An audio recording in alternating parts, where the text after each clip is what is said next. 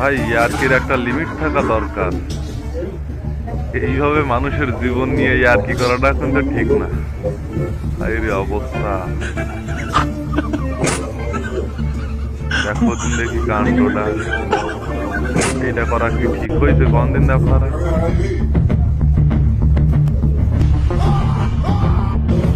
আর একটু হলে মারাই যায় তো।